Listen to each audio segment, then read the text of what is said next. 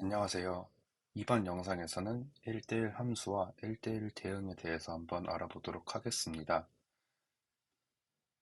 우선 1대1 함수와 1대1 대응에 대한 정의를 적어 놓았는데요. 1대1 함수는 x에서 y로 가는 함수 f에서 정의역 x의 임의의 원소 x1, x2에 대하여 x1과 x2가 다르면 fx1과 fx2는 다를 때 1대1 함수라고 한다라고 적혀 있습니다. 자, 밑에 있는 1대1 대응은 모두 내용이 같게 써 있죠. 정의역 x의 임의 원소 x1, x2에 대하여 x1과 x2가 다르면 fx1과 fx2는 다를 때 1대1 대응이라고 합니다. 근데 여기서 한 가지 다른 것이 있습니다. 앞부분에 치역과 공역이 같고 라는 얘기가 있죠. 자, 그러면 1대1 함수와 1대1 대응의 조건은 같은데 치역과 공역이 같으면 1대1 대응이 된다 라고 하는 것이니까 1대1 대응은 1대1 함수 안에 포함되어 있다라고 생각을 할 수 있습니다. 자, 그럼 간단한 예시와 함께 1대1 함수와 1대1 대응에 대하여 알아보도록 하겠습니다. 우선 x라는 정의역 안에 1, 2, 3이라는 원소가 있고 y라는 공역 안에 1, 2, 3, 4라는 원소들이 있다라고 해보겠습니다. 그 이때 x에서 y로 가는 함수를 f라고 했을 때 1은 1로 가고 2는 3으로 가고 3은 2로 간다 라는 함수를 예시로 들어보겠습니다. 그럼 이때 정의역 x의 원소, 임의의 원소 두 개 x1과 x2가 다를 때 fx1과 fx2는 다르다라는 것을 쉽게 확인할 수 있습니다. 그럼 이를 통해서 이 함수는 1대1 함수가 된다는 것을 확인할 수 있겠죠. 하지만 1대1 대응에 있는 조건, 치역과 공역이 같다라는 조건이 있었는데요. 우선 여기서 공역이라고 하는 것은 1, 2, 3, 4가 되겠죠. 근데 치역은 x에 의해서 지목당한 애들의 모임이니까 1, 2, 3밖에 되지 않는다는 걸 확인할 수 있습니다. 그럼 이 둘은 다르기 때문에 1대1 대응은 되지 않는 것을 확인할 수 있습니다. 그럼 만약에 y의 원소에 4가 없었다라고 한다면 공역에서도 4가 사라지고 공역과 치역은 같아지겠죠? 그러면 이때 1대1 대응도 성립할 수 있다는 것을 확인할 수 있습니다. 자, 하지만 저희는 왼쪽에 있는 이 예시 같은 그림으로 항상 모든 함수를 표현할 수 있는 것이 아니고 실수 전체의 범위에 대한 함수들을 많이 보게 될 텐데요. 그러면 모든 함수들은 그래프로 보통 나타내어지기 때문에 그래프 상에서 여기 있는 조건 x1과 x2가 다를 때 fx1과 fx2가 다른 것을 어떻게 확인할 수 있는지에 대한 내용도 확인해 보겠습니다. 우선 좌표 평면 x축과 y축이 있는데 이때 y는 x라는 그래프를 한번 생각해 보겠습니다. y는 x 그래프를 그려줬을 때 x1과 x2가 다를 때 fx1과 fx2가 다르다는 얘기는 다시 말해서 x의 값이 다를 때 y의 값도 다르다. 그것을 의미한다고 볼 수 있겠죠. 그러면 그래프상에서 x축과 평행인 직선들을 여러 개 그어 보겠습니다. 이렇게 여러 개 그었을 때 그래프와의 만나는 교점, 그게 각 선에 하나씩만 존재하게 되는 것. 지금 빨간색으로 표시하고 있는 거죠. 이럴 때 이 조건을 만족해서 1대1 함수다 라고 얘기를 할 수 있습니다.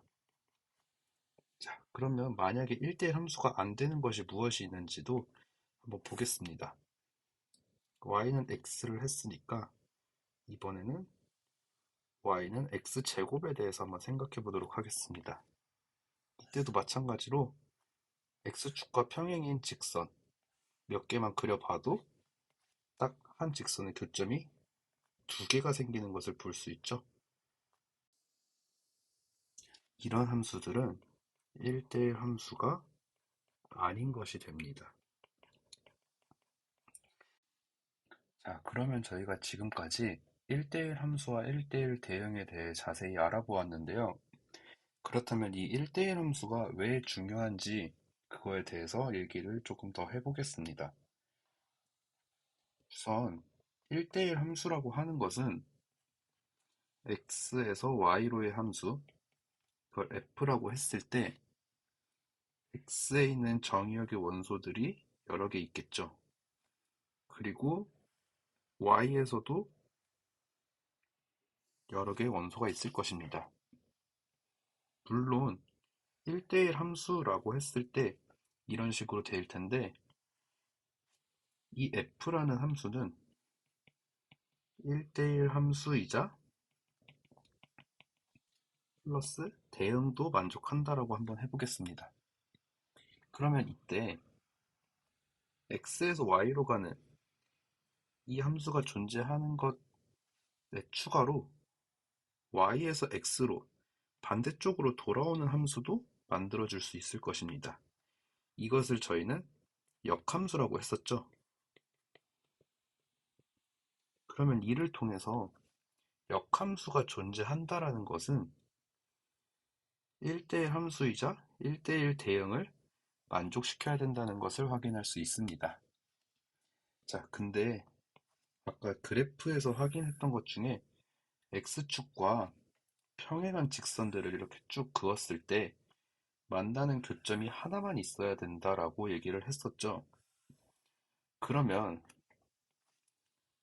이렇게 올라가는 함수가 있을 수도 있고 이렇게 내려오는 함수들이 있을 수도 있을 것입니다. 근데 만약에 올라갔다 내려갔다를 이렇게 반복하는 함수가 있다면 여기서 이미 교점이 3개가 생기는 점, 이런 것이 반드시 존재하게 될 것입니다. 그러면 이 함수는 1대1 대응이 안 되는 것이죠. 여기 왼쪽에 있는 두 개의 함수만 1대1 대응을 만족할 수 있다는 것입니다.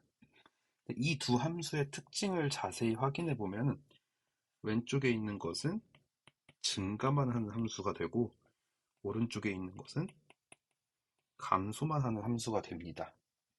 그러면 지금까지 내용을 총 정리해서 역함수가 존재하려면 1대1 함수이자 1대1 대응이어야 되는데 그것을 만족시키려면 증가하기만 하거나 감소하기만 하거나 이것을 만족시켜야 된다는 것입니다.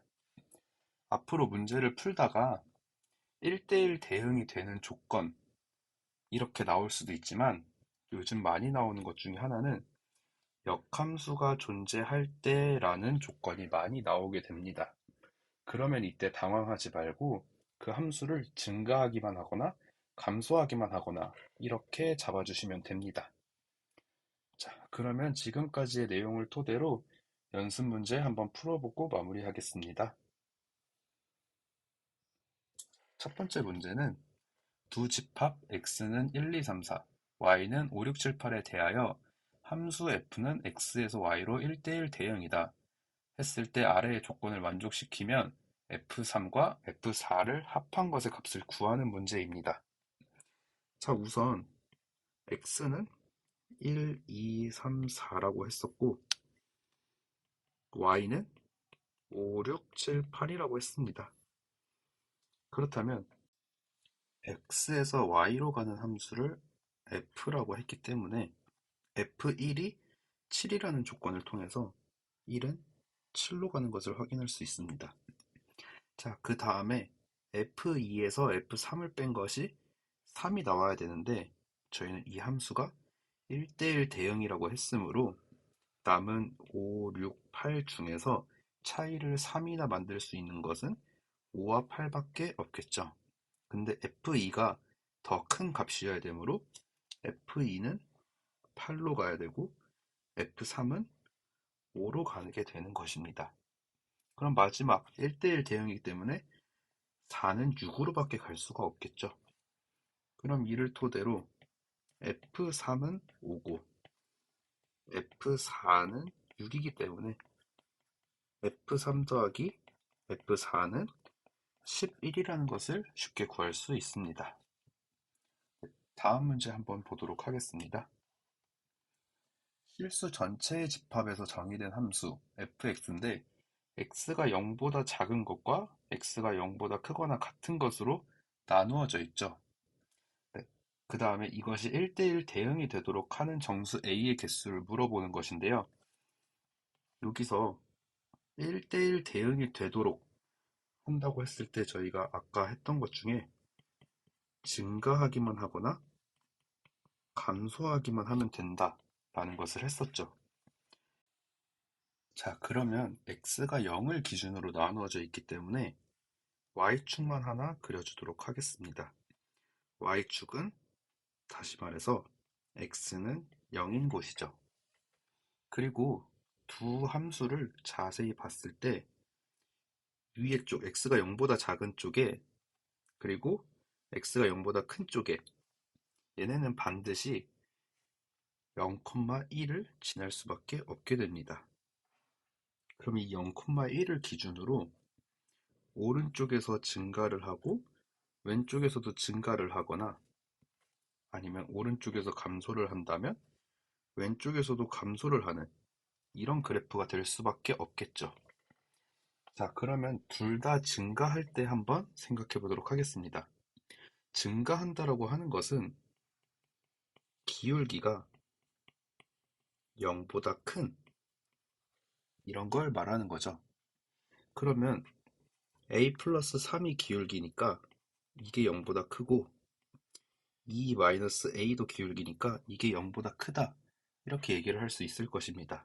그럼 각각 a가 마이너스 3보다 크고 2가 a보다 크다라고 해놓고 이걸 한 번에 합쳐주게 되면 마이너스 3보다 크고 2보다 작은 a를 얻을 수 있을 것입니다. 만약에 감소한다라고 하면은 기울기가 0보다 작은 게 되겠죠? 그러면 이때 a 플러스 3이 0보다 작고 2 마이너스 a가 0보다 작은데 a가 마이너스 3보다 작고 a가 2보다 큰 이 범위는 합쳐주게 된다면 2보다 크고 마이너스 3보다 작은 이런 이상한 범위가 나오게 됩니다. 그래서 이 범위는 가져다 쓸 수 없게 되는 것이고 위에서 구했던 이 범위만 쓸 수 있는 것이죠. 그러면 이걸 만족하는 모든 정수 a의 개수는 2에서 마이너스 3을 빼주고 양쪽에 또 등호가 없기 때문에 1을 더 빼주면 답이 4가 된다는 것을 확인할 수 있습니다. 네, 만약에 이 문제에서 1대1 대응이 되도록 이라고 주어져 있는데 이 부분을 역함수를 가지게 하는 모든 정수 a의 개수 이런 문제가 나올 수도 있습니다. 사실 여기서 1대1 대응이 되도록 그리고 역함수를 가지게 이렇게 어떤 표현을 가져다 써도 같은 문제로 접근을 하시면 됩니다. 그래서 요즘에는 역함수를 가지게라는 말을 더 선호하고 있는 추세이기 때문에 이 부분도 한번 체크를 하고 넘어가시면 좋을 것 같습니다. 네, 오늘 영상은 여기까지고요. 다음번에 더 좋은 내용으로 찾아뵙도록 하겠습니다. 감사합니다.